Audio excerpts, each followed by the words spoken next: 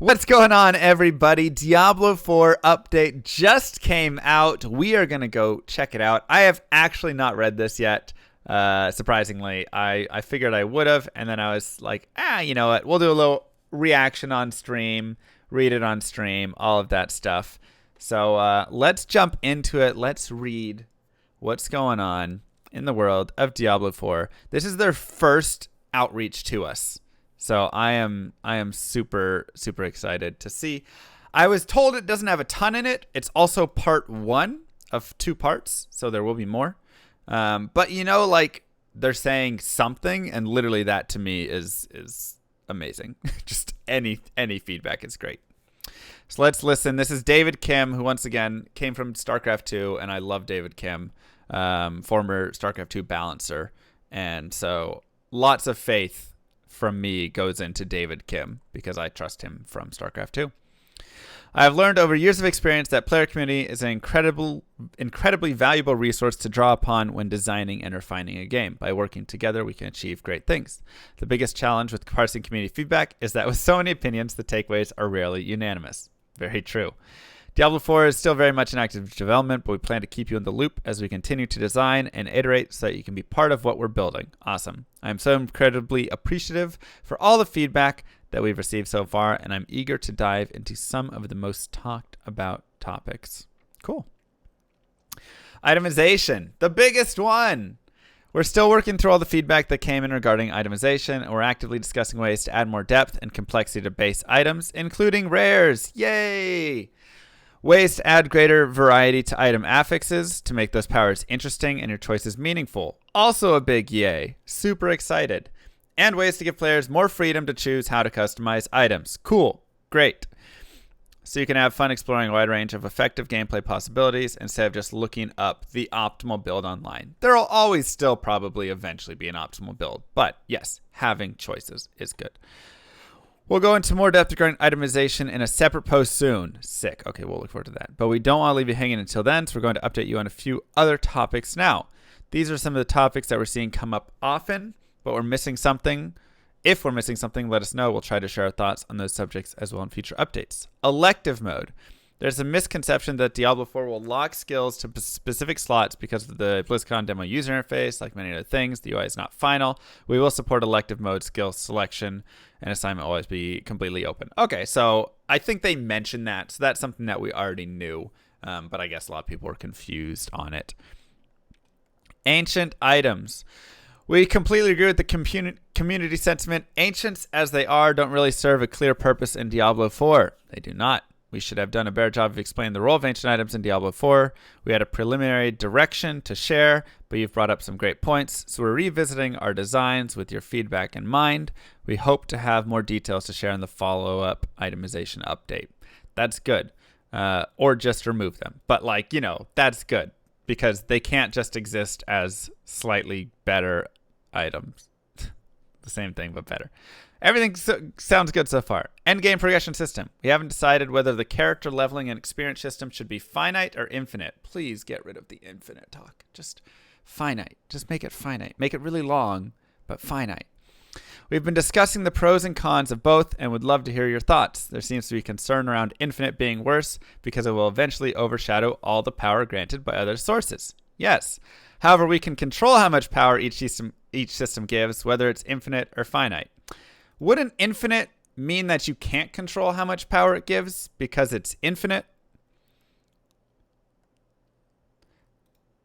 But at the same time, I guess they're talking, they could put controls in of exponentials. But I mean, that's still not a great control in my opinion. All right, anyways. For example, here we go. He has an example. Good.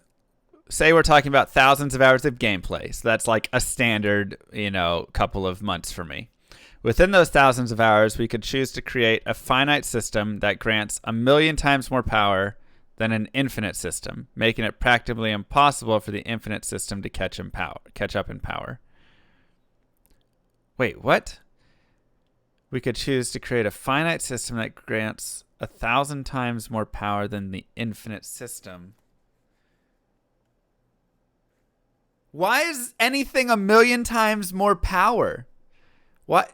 No more big numbers. Can we not have anything be a million times anything?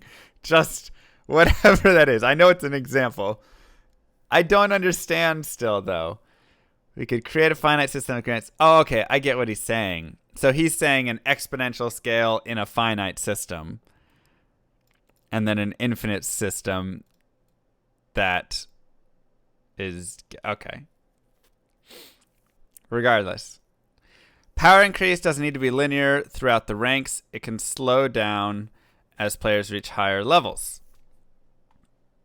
I mean, I think that that's definitely how things should go. We believe the more important question is what experience feels best for players. We can playtest various approaches to tuning to find the power curve that makes the most sense. I think this is actually the paragraph that's really important here in all of this. We have a couple of reasons for having a different experience system in addition to a level cap. A level cap gives us the ability to grant players a sense of completion, but for players who want to go deeper into the game, a second experience system allows us to capture the fun of achieving those really difficult endgame goals and ranks. We can also introduce additional depth through the system because players will be more experienced with the game at this point. Ultimately, our goal is to create a meaningful system that provides clear choices depending on your preferred playstyle in the end game. Okay, we'll talk about that in a second. We'll read through all this, and then we'll go back and talk about each one. Community has shared good points on the topic of power sources. Oh yeah, sources of power. And we're reevaluating how much power comes from each source at any given time. We want to clarify in Diablo 4, power doesn't come mostly from items. Good, because that is like I said, I was playing Diablo 3, and my boots broke, and all of a sudden my meteors did no damage. And I was like, what does this not make any sense at all, right? We want to have a good mix of power sources. Characters naturally get stronger as they level up. Skills have ranks that increase power. Talents provide specific playstyle choices and additional character power. Good, right? And of course, items grant power and meaningful choices as well. So that's really good. Something else to keep in mind is legendary powers are just one part of an item's power. They won't invalidate all of their affixes due to how powerful they are. For example, 2 to 3 normal affixes are currently equivalent in power to a legendary power on most items. We'll talk about that in a second as well. Key dungeons. A big question that comes up is exactly how key dungeons are different from rifts. Key dungeons introduce greater challenges as their tiers increase through dungeon affixes. The majority of dungeons are real places in the world, and players will know some information about them, including types of monsters, events, and layouts. I think that's actually really important. With this information, as well as specific dungeon affixes being displayed on the key, players will be able to strategize their approach before going into the dungeon. We believe this is the biggest change from Diablo 3 Rifts, the added planning and strategizing that takes place before you decide to run a key dungeon. Please continue to share your thoughts. We want you to be involved in Diablo 4 design process. I personally believe in making the best decisions for the game based on the strong design ideas, no matter where they come from. My biggest hope is for us to be able to constructively discuss and iterate on the topics that are most important to the community. Keep the feedback coming. See you in hell, David Kim. I used that as my line on an email to my boss one time. It did not go over well. Let me tell you, it was a joke, but don't send that to your boss. I was like, I play Diablo. He didn't care. Lead systems designer, Diablo 4 team. I was like, check this link. He was like, I do not care. Don't ever say that again. Let's go back up to the top. So, itemization. Great. I think that they are definitely on the right track here, just in general. I want to see the more of what they're talking about. But, you know, the variety of item affixes to make those powers more interesting and your choices meaningful. And this is even where I bring up something, and it doesn't have to be the same thing, but I bring up something like Magic Find or Gold Find, right? Or cannot be frozen. These things that exist in these different spaces. So like Magic Find, you are literally making a choice of like, am I going more for rarity of items? Am I hunting more for faster quantity by killing more stuff? What am I balancing? Gold Find, there's like Gold Find barbarians that exist, and they go out there and farm a lot of gold and gamble things and stuff, right? Like, it gives you new, unique builds when you have these things that aren't always just power. If it's always just power, then you only want to look at power or power, which is more power. And so having those side choices, and like I say, something like increasing light radius, I think that's a dumb modifier and whatever, but like that's like a thing. Like, Oh, I could have more, light radius. I could have poison length reduced. I could have cannot be frozen. I could have a lot of different mods that affect my character in different ways and can be considered when I'm, choosing an item of some sort. So hopefully that's the variety that they're looking, and it's not always just power or power. It's good to have some like different powers, like this shoots in an AoE. Now this becomes a multi-shot. This makes this single target stronger. I think that's also good to have. So there is some power versus power that isn't bad, right? But more depth and complexity to items is always good. Always good like that. Yeah, so they'll go more into depth on that. Elective mode, we already know that. Ancient items, I mean, it's right. This is just like more power item. So hopefully they address this in a meaningful way, or just get rid of it. Honestly, it could be okay to just say, we don't need ancient items, because they're just like a thing. It's just like a bigger stat stick. Endgame progression system. So the infinite versus the finite and things like this. One of the first things, or the big one I want to talk about, is right here. Power curve should, in my opinion, should always be like this, right? I did that one paint diagram the one time. I'll bring up paint again. And, oh, hey, look, paint's already ready. It was already ready for us. We did that one. So it's like, here is power over here, and then like number of players right here, right? And I think it's just like very obvious, in my opinion, that a game kind of run its power level like this almost, like that just seems like the perfect power level to have, in the way that it gives the casual player a lot of great meaning, right?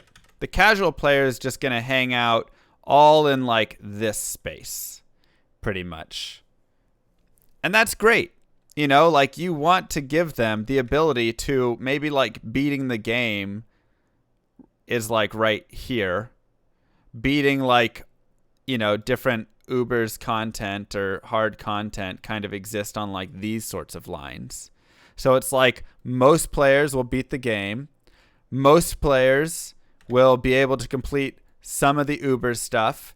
And then as you start to get to like the top tier things, like level 99 kind of goes up here if it's Diablo 2 sort of stuff, right? You have like your things that are almost impossible at the end that people can chase. It is an end point. People can chase it. Some people will get there. But like most people are going to get this. So power curve kind of follows an experience curve almost. Because this is what it's like leveling up in a game as well, right? Like it's easy to hit level, or let's just go to Diablo 2 again. It's easy to hit level 10, 20, 30, 40, 50, 60. You're probably around like level 80, is probably around here. Level 85 even is around here. So there's like a lot of players that are able to reach this amount of power. And then to reach this amount takes way more hours, but doesn't have such a difference in power, right? Like the difference in power is like here to here. So if I'm a crazy person who plays this game like a madman, I can still play with people that are level 85 and it'll be fine because I'm not 10,000 times more powerful than them, or even like 10 times more powerful than them. I'm probably like one time, like I'm like 1.5 times their power or something like that. Maybe like twice as powerful if I'm like super optimized and they're super not, right? But it's like maybe 100% more power maximum. And I think that just does really well. It allows for good PvP where I'm still going to have a good advantage, but it's not just impossible or not fun. It allows for good ability to play together because what do I do in, let's say, Diablo 3 if I want to do greater rifts? I do 500 million damage, and you do 500 billion damage. Well, what happens in a greater rift if we power, or, in a rift or whatever we do, if we team together, you just carry the whole team completely. If maybe I did it backwards. Yeah, maybe power should be on the other axis, right? This is number of players. Whatever it is. Whichever way, right? Yeah. You know what I mean. Power is the Y and time is the X. Maybe time is the better word. Let's go with time. Regardless, you guys know what I'm saying. Thank you. So, yeah, your power maxes out at there, and this is over the time. Now it looks better.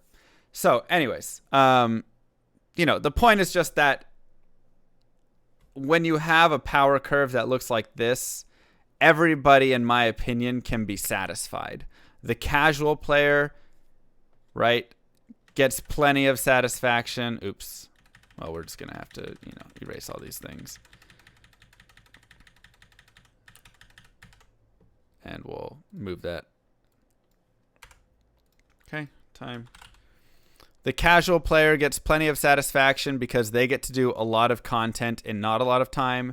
And at the same time, the crazy hard grinders get a lot of excitement because they get to do crazy grinds for really cool stuff.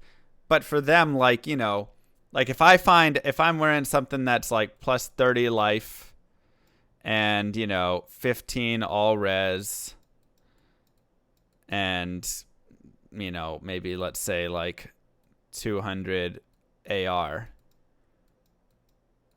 something like that. And then I upgrade this to something that's like 35 life and 16 all res. We'll just use like the same stats here. And, 210 AR. I'm like, yes, I just got something so much better. That is like an amazingly cool upgrade to get. Because it's like, I got a little more life. I got a little bit better. And like the closer you get to perfect and the closer you get to these amazing GG items, the sweeter they are. And they don't have to be something that suddenly becomes like 20,000 to life. And 150 all res, right? Like, you don't need that sort of stuff. You don't need that sort of stuff. And like, that might be like super minimal looking in tiny ways. But really, it's just when you have this like, that level 99. I love level 99 in Diablo 2. Not because I love getting to level 99. God, it's a horrible thing. But like, it's really fun to make those small ticks towards it. It's really fun when you hit 96, when you hit 97. Like, those are really prestigious, awesome things on that creeping way to 99. It's possible to get 99. It's not infinite. But you know what the difference between a level 99 and a level 94 is? Very little power. They can wear all the same gear. They can fight all the same content. This is 5 skills, which you've already probably maxed out your skill tree on all the stuff you need anyway. So it's like 5 mediocre skills and 25 stats, right? Like, that is the difference between these two. You know what the difference between these two in terms of getting them, like farming these characters? Getting to 99, the time it takes to get to 98 is half the time to 99. The time from like 98 to 94, you could probably make 10 or 12 level 94s, if not more, before you could make a single 99. But if you want to go for it, you can. Anyways, we've talked long enough about that point. But I think this is like the most important thing with the endgame progression, is it just needs to have a power curve on it, right? You just need to have that point that is like, okay, I've gotten powerful. Lots of people can get powerful. I can be a little bit more powerful, get something a little bit cooler, gets, and there's still some really cool things, but they don't give me 10 times the amount of damage as somebody else or anything like that. Because as soon as you have that, you ruin a lot of party play, you ruin a lot of PvP, you ruin, like, so many things just get ruined as soon as there's any imbalance in damage beyond maybe like 1 or 2 times. Nobody feels like they can contribute anymore if you're around, all of that. So I also think that when we talk here, they talk about having a level cap, granting a sense of completion, and then also a level cap allowing to open up more experiences in the game. It's like you'll be more experienced. It's, they were saying like you reach max level and then you can open up all this endgame content. To me, I don't think that should be a level. I think that should literally be content. You beat the game. You beat Hell Mode Bale or Lilith or whoever we're fighting. You have completed that content. You've completed the whole story. That is the completion mode to open the endgame content, not level 40 or level 70 or whatever it is, right?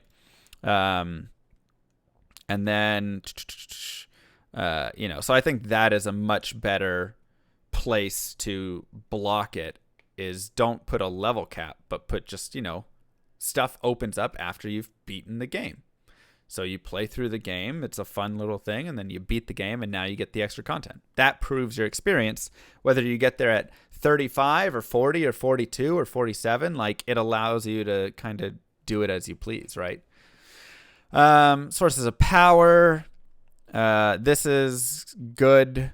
Most power doesn't come from items. I think that that's perfect. Like I said, one of the worst and least immersive things was my boots broke and I couldn't do any damage in a rift, and that was kind of like, this doesn't make sense. And then legendary powers, they won't invalidate all their affixes due to how powerful they are. I honestly love, and I would recommend or definitely go back to the graph that I had with let me see if I have it. Item ranges. Here we go. I'm going to pull this graph up really fast and just talk through it really quickly. The best part, in my opinion, about this, some people don't agree, but the best part is every item has a pro and a con. But on average, the items are going to scale better as you get harder and better items. So on average, you're going to find a better item here. And I actually have an even better graph of this that somebody made. God, I want to know where I saved that. Oh no, where is it? I might not find it. Yeah, that's going to be like a tough one to find probably. So we'll just talk it. So yeah, it's just like on average, items are improving. And I think that is what you do want to have. You don't want to have, most magic items are going to be better than your rares or anything like that. You want to find a rare and most of the time be able to upgrade it from that magic to that rare item, or that rare to that, well, maybe not sets, but that rare to that unique item, or that unique to that awesome crafted item kind of. But like every single one has its own things. And the things that are great is the affixes are different across these items. And I think that's the best way that they give you that variance. And it's not just these items. Every item in Diablo 2 has like multiple purposes. Runes can be used for socketing for resistances or for whatever things. They can be used in rune words. They can also be used in crafting, as can gems be used in that stuff. Scrolls of town portals get used in like different things and stuff. There's so like every item, white items in the game are great because they're used for socketed bases for rune words and stuff. And they can be used to imbue. And so like if you find a white circlet, you can get excited because now you can go imbue the white circlet or something. So when every item has pros and cons, and not all affixes exist universally across them, such as rares can have more affixes, but magic can have better affixes. Uniques have their own unique affixes that don't exist within rares and magics, giving rares and magics the ability to be stronger and better because they're primarily around those things, whereas uniques are primarily around creating unique styles and differences and, you know, having a weapon in a unique way or whatever it is. So whenever there is this, you know, pro and con on every item, and every pro makes it the best at something, right? Highest rolls, most affixes, unique stuff, can be best in slot, can roll extra affixes like 20 FCR in an amulet or something. That's when you get really good itemization, in my opinion. So I think that is, you know, something that I really hope gets considered with sources of power. I love the keyed dungeons idea. You know, I don't think it's like Greater Rifts. I think it's like maps. I think it's got the cool stuff with you're rolling it with your keys and you're getting to strategize. And like they said, we want you to know what types of monsters, events, and layouts to expect. I think that that's one of the best things, because you know what's fabulous in a game when you can start to kind of plan for an area a little bit. Think about Diablo 2. I always go back to it. I don't want Diablo 2. I know there's going to be the YouTube comments that are like, he just wants a remake of Diablo 2. Like, Diablo 2 don't got key dungeons. But I'm saying, think about like some of the beauty that exists in the game, which is, oh man, I'm in Act 4 now. I know that there's a lot of fire damage in Act 4, so I want to like have better fire res. Oh, I'm going into the Great Marsh. I know that there's souls out there, and those things can one-shot me. I need to make sure I have some good lightning resist, right? Like, you build characters, you put lightning absorb or cold absorb or fire res or whatever it is on, and you can change gear out, or you can just plan for different areas, for their different terrain, for their different monsters, all of that stuff. Super, super important in my mind, and something that gets lost in Greater Rifts, where you're just like rolling and you don't know it's coming, because then you don't plan for anything. You just kind of go, all right, well, you know, whatever happens. So I think they're well on track with this. I think this is like, you know, good job. Great job, Diablo. Please continue to share your thoughts. We want you to be involved. We will. We will. See you in hell, David Kim. See you in hell. So those are my thoughts that I have on Diablo 4. I love it. I love that they've reached out and said stuff like that. That is beautiful. And I can't wait for part 2. I can't wait to hear more about itemization, all of that stuff. So, like, GG. Thank you, guys. Keep reaching out. We'll keep providing as much feedback as possible. I know it's tough to sift through it all. People have different opinions. What you gonna do? You know. Mwah! Thank you guys for watching. Have a good one.